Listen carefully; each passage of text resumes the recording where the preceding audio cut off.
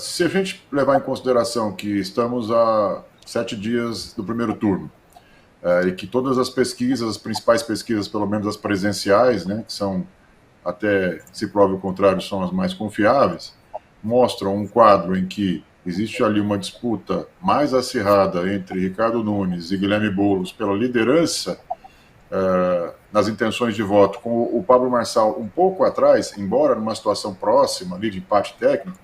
Quem tem que produzir fato novo é quem está em terceiro lugar, né? Então, se a gente levar em consideração que não houve nenhum fato novo importante nesse debate, os vencedores são os dois que estão na frente, né? Portanto, o Ricardo Nunes e o Guilherme Boulos. Então, mas essa é uma visão muito superficial do que se pode depreender a partir de um confronto de mais de 2 horas de discussão, que foi de um nível muito diferente dos debates anteriores, quer dizer, muito tranquilo, muito sereno.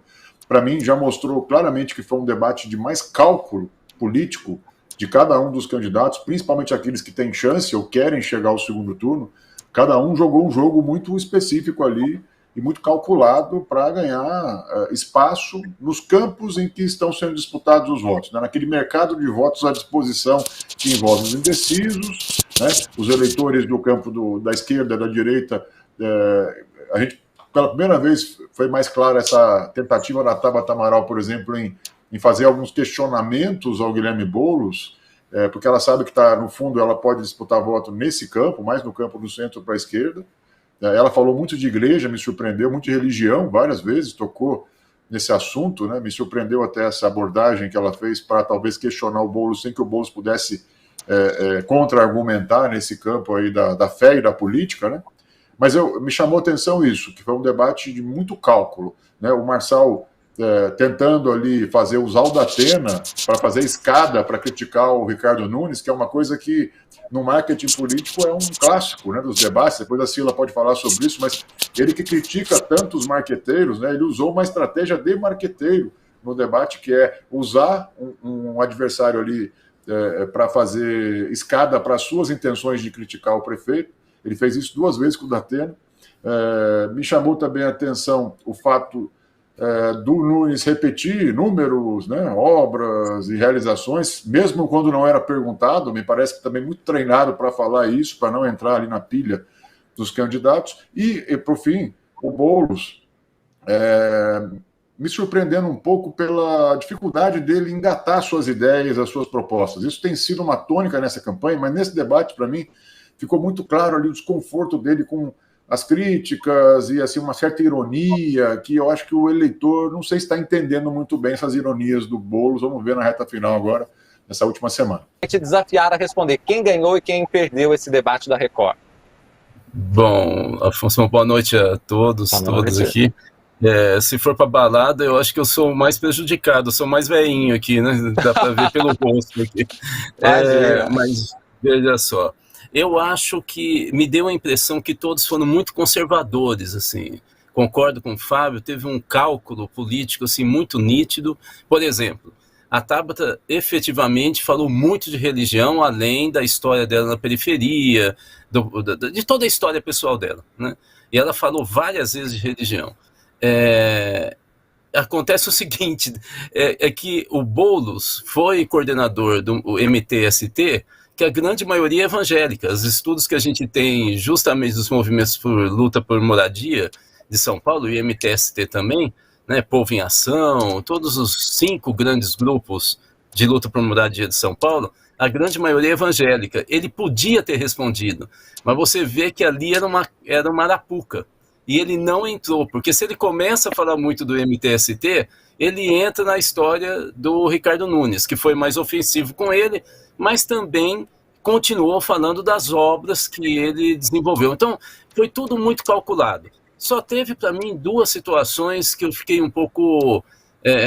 me chamou atenção, né? No caso do Marçal, ele fica o tempo inteiro falando, você vai votar no 13, que é uma pegadinha muito interessante. Ele sempre inova nessas jogadas meio fake news, meio brincalhão, Ele criou uma confusão, né, do eleitor, que ele sabe que o grande padrinho do Boulos é o Lula, né, e que, aliás, não está entrando na campanha para valer, né, pelo menos nesse primeiro turno. e ele pega e faz a brincadeira. O Boulos ficou meio... Ali o Boulos demonstrou uma saia justa, tentando falar, meu número é 50, ali foi uma jogada... o Marçal sempre tem uma sacada, assim, que tem sentido do ponto de vista da disputa eleitoral. A segunda surpresa, para mim, foi a Marina. A Marina estava indo bem e, de repente, não me parece que é exatamente uma estratégia, embora ela... acho que o Datena realmente se perdeu, né? Mas ela e a Tabata tentaram garantir, digamos, o ganho político dessa eleição. As duas sabem, assim como o Datena, que não vão para o segundo turno, mas eles então tentaram, como se estivesse na reta final, fazer uma demarcação de um eleitorado específico, jogar para o futuro. Mas a Marina deu uma escorregada, ela exagerou, e foi muito para o discurso da extrema-direita, principalmente quando citou Paulo Freire.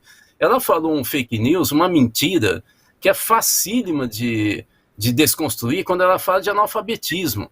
Onde o método Paulo Freire foi implantado, deu o maior resultado do mundo. No Brasil, foi implantado em 63 em Angicos, e em 45 dias ele alfabetizou 300 trabalhadores e trabalhadoras. Hoje, quem implanta na educação nacional o método Paulo Freire é a Finlândia, considerada a melhor educação pública do mundo pelo PISA, que é a principal avaliação externa feita no mundo, né? Então, assim, é uma bobagem ela ter entrado nisso, ela não precisava, aquilo era um fake news, uma ofensa ao patrono da educação e um dos maiores educadores do mundo, é o intelectual mais lido em todo o mundo. Então, assim, é uma coisa que ela não precisava ter feito e é um discurso extremista, nós sabemos, né? Eu achei só duas situações meio surpreendentes, né? Acho que me deu a impressão, assim, sabe quando a turma, um ou dois fazem uma peraltice e aí vem o Bedel e fala assim, olha, se não disser quem foi, vai todo mundo para a sala da diretoria. Me pareceu que aconteceu isso, foi todo mundo para a sala da diretoria, eles não podiam nem se mexer, né?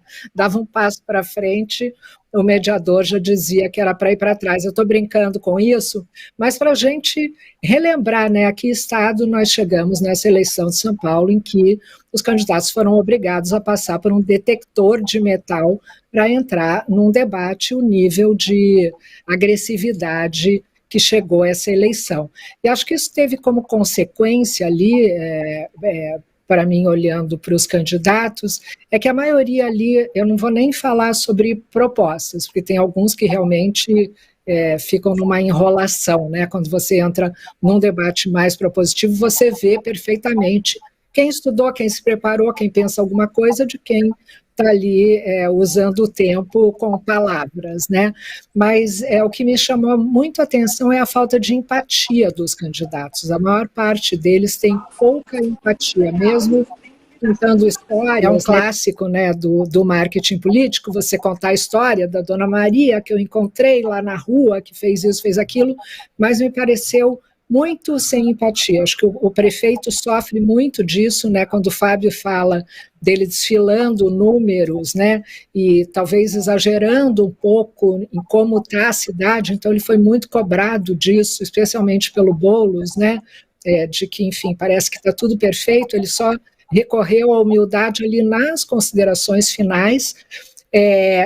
Deus e religião estiveram de fato presentes. Eu só queria relembrar que a Tabata tem uma história e uma ligação muito grande com a igreja, né? Ela fala muito disso, ela fala o tanto que a igreja foi importante na vida dela, né? A igreja e a educação, e acho que foi mais uma repetição. O Marçal, como disse o Fábio, né? O debate foi muito mais sobre quem está na frente do que sobre quem está atrás, né, eu tenho uma frase que diz a seguinte: em caso de empate, a banca leva, né? Então, não acontecendo nada é bom para quem está na frente, no caso, o Boulos e o Nunes, que foram os candidatos que realmente mais né, entraram em confronto. Eu vou concordar com o Rudá sobre a Marina Helena. Na minha visão, ela exagerou mesmo ali com a Tabata. Ela já tinha feito isso com a Tabata no debate, há 2 debates, né, quando ela contou aquela história das viagens, que nunca ficou provado, e assim, é uma questão, eu estudo muito mulher na política, e muitas vezes quando uma mulher faz uma crítica, parece mais agressivo do que quando um homem faz uma crítica, pelo tom, pelo que se espera, né? Estou falando isso não como crítica a ela, mas como uma constatação mesmo de como isso se dá na cabeça do telespectador.